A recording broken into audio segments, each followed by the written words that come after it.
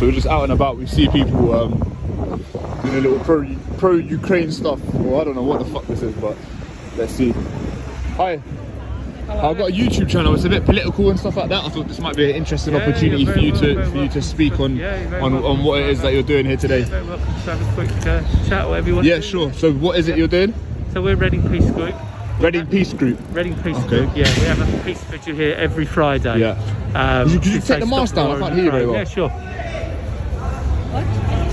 Yeah, go on. Yeah. What's your name? So I'm Peter. I'm Coley. Nice to meet you. Very nice to meet you too. Sorry, Peter. we'll let this just. Yeah.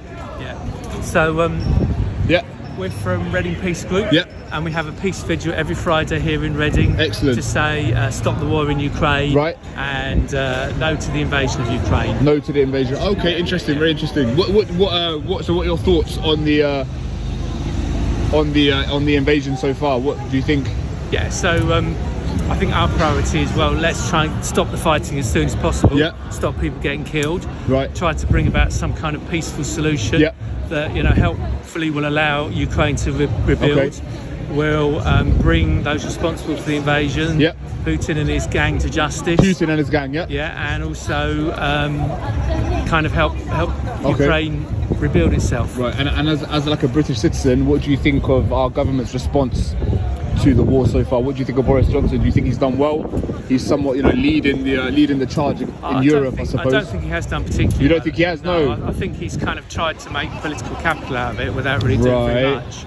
I mean, He's said a lot. He's made a lot of fuss, but he hasn't. We've sent troops there, weapons on the one there, hand, he hasn't given money there. We sent money. We sent weapons. We haven't sent troops. We're not sort of part of the conflict. Right. We're really just kind of standing on the sidelines shouting. I think Boris has done a fair bit, probably too much, I would say. Well, possibly, yeah. At the same time, what we're not doing, which we should be doing, is trying to engage in more of a diplomatic initiative. Give Putin a way out, so to speak. I feel like Putin's being backed into a bit of a corner at the moment. Unfortunately, he has painted himself into a corner. He has, but what I mean is, with someone as kind of volatile and irrational as Putin, I feel like you need to give him an escape route. I think you're right. It's not going to end unless you can find a way out that everyone is happy with. Right, but the point I'm making is Putin's not going to want to lose face. Obviously, a lot of pride is at stake, especially what he's telling the Russian people. It's big stakes. We have kind of put him into a corner. If he's not allowed a way out, he's an irrational guy. There's no telling what he might do, nuclear bombs, this, that and the other. So I do not feel as if Boris, our government, this constant speak of Ukraine and the way Boris has gone about it. Hello, when politics meets street talk. At first glance, it's just a quiet day in Reading. Then flags flutter, voices rise and a camera starts rolling. Our narrator, sceptical, sharp-tongued and used to using logic like a blade, sees a group protesting the Ukraine war. The setup? Easy. The plan? Catch someone slipping. But right from the first exchange, something changes. A man steps forward from the Reading Peace Group, calm, clear and devastatingly informed. His tone isn't angry it's measured. He breaks down NATO's role, Putin's fears, the dual responsibility of East and West. Within minutes, the narrative shifts. The auditor leans in, intrigued, possibly even a little disarmed. This isn't just a protest, it's the opening scene of a powerful, unexpected exchange of minds. Why this part works. Strong hook, viewers expect confrontation, but get suspenseful calmness. Sets tone for something more intelligent than it. He is poking the quote-unquote Russian bear. I think Russia has said, in terms of how Britain is dealing with it. It does feel aggravated. Yeah. And I think you're right. I think there is a bit of an element of kind of poking Russia. Yeah. So any thoughts about like NATO expansionism, anything like that? What I would like to see is, us having a plan for how we want this war to end. Right. And then trying to get there. What would you propose? I don't know. That's something that would have to be agreed between Russia and Ukraine. Okay. That they will have to sit down and talk about it, basically. Interesting. So it's not something that me as an outsider can say, this is what must happen. Yeah. Of course. Do you not think the Russians, the Russian state, the Russian Federation don't have a right to have a bit of kind of protection on their borders from NATO? Everyone has the right to have security. Yeah. And although in politics, it's not kind of cool to talk about this. Right.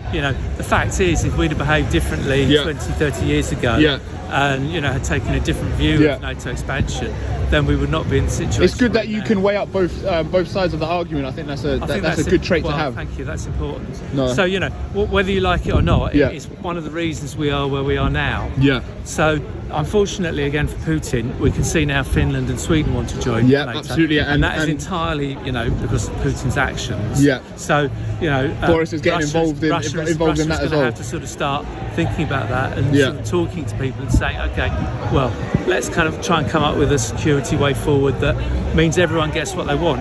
Doesn't mean that countries on Russian borders can't have their own security arrangements. Doesn't mean that NATO pushes right up to Russia. But at the same time, doesn't mean that Russia necessarily has any control over those kind of countries if you're like stuck in the middle of the sandwich. Of course, but obviously geopolitically, if you kind of look at the area, what do they call it, the Western Plain or whatnot, is susceptible to invasion. In the past, there's been a lot of invasion from that long plain. So some would argue Putin hundreds of years. It's happened time after time. Recently they were celebrating Victory Day or whatever it may be. But obviously, from their side of things, they would argue that they're susceptible to invasion. There's a lot of NATO surroundings. I don't know. But think about what things were like 30 years ago. During the Cold War. When Russia occupied all of that territory with the Warsaw Pact. There were Russian troops in East Germany and Czechoslovakia. We didn't like that, did we? So why do we think Russia's going to like it the other way? So I'll let you get on. Yeah, no, of course I understand. Obviously, the Warsaw Pact had a very, how can I say, focused kind of objective, I suppose, to stop Western kind of expansion into Russia. But I mean, these days, I feel like Russia have kind of got a bit of leverage with what's going on with the energy market and stuff like that, and I feel like they've probably capitalised on that weakness or that over-reliance from Europe on Russian energy. Expect earned civil debate on a knife edge. Now the discussion sharpens. Our auditor pushes deeper. He brings up NATO expansion, Putin's cornered ego, the West's historical provocation. But Peter, the peace protester, doesn't flinch. He maps out 30 years of geopolitics, referencing Warsaw Pact history, cyber warfare, and the energy war like a seasoned analyst. The pressure builds. The auditor tests him with aggressive hypotheticals, but Peter calmly returns logic for logic. This is civil discourse at its finest, where political ego meets quiet intellect. You can feel the moment where confrontation turns into connection. The viewer doesn't know who to expect to win. It becomes less about winning and more about truth. It's tense, not because of shouting, but because of how rare it is to see dignified disagreement handled with this level. Until things change. No, of course, this is a good point to make. Are you guys Reading? What's this Reading Peace Group? Reading Peace Group. Right, this is going to be seen. I don't know how many people watch this video. That's all right. I've got 50,000 subscribers on YouTube. Nice. So yeah, there's obviously some people will see it. Right. Like I said, it's very political, the channel itself. So there's going to be lots of back and forth. So I thought it'd be an interesting opportunity to kind of to video this, have this engagement. Good for you, I may not be totally clued up, but I like speaking about these things. I might have said stuff that's incorrect. It's really good that you're. But at least I've learned some stuff from yourself. It's really good that you're engaging with people in the public domain. Of course. And it's really good that you're kind of encouraging people to do that. Oh yeah, no doubt. So are you? So this is focused on Ukraine today. Today, yeah. What sort of other sort of peace? We are a peace stuff? group, so we kind of campaign against war. Yeah. So what other sort of? Because we're campaigning against Ukraine now, then people are happy to support us. Yeah. But 20 years ago, when we were campaigning against the Iraq war. Oh wow! So you guys been around for a little minute. Then obviously people were more critical about that. Then. Okay. But, really? Our view is war. We're opposed to war. We want peaceful solutions to these problems. That's good, because when I initially came over, I thought, I saw the Ukraine flag, whatever. I've got my own beliefs and own understandings. I wasn't expecting you to be so kind of clued up on the other side of the argument and stuff. So again, as mentioned, it's refreshing to hear. And get a debate with someone that clearly knows and understands both sides of the argument. So obviously this is Ukraine. Before this, have you had anything about Yemen, Palestine, anything like that? We kind of work with groups like Palestine Solidarity. Okay, good. And have a branch in Reading. Okay. And we kind of organise events to talk about what's happening in the Middle East. Sure. Including in Iraq, Palestine. Yeah. Obviously the Middle East, unfortunately, there's a lot of sectarianism there. It's one of the kind of trouble spots in the world. Of course. So, you know, the more we can do to cool things down there, the better for everyone, I think. And if people wanted to find out more about Reading Peace Group, you're Peter. Are you the host? Are you the owner? We have a Facebook page. You have a Facebook page, Reading Peace Group. Reading Peace Group. All right, what I'm going to do is I'm going to post this video probably now. Lovely. I'm going to share your page as well, and hopefully some more people can engage, can understand, have their say. And again, thank you very much for your time. Really do appreciate it. And I hope you have a lovely weekend. You too. Take care. Bye bye. All right, so that was Peter from Reading Peace Group. Obviously, I tried to share, you know, my understanding of the conflict and what I think and stuff. I tried to trip him up, but he didn't really trip. He was very well prepared, very well versed on what's going on, at least in Ukraine. So yeah, it was a very interesting conversation to have. Again, I'm not some fucking geopolitics expert or any no shit like that. So I tried to kind of say my bit. And like I said, I tried tripping him up, but yeah, he was more than ready, more than prepared. So that's Peter from Reading Peace Group. Guys, I'm going to link their Facebook. Make sure you go check them out. Peace, the unexpected win. And just when it looks like we might have a clash, we get something better: perspective. The auditor wraps the conversation with humility, noting that he tried to trip Peter up, but it didn't work. Instead of defensiveness, there's acknowledgement. He was more than prepared. This wasn't easy prey.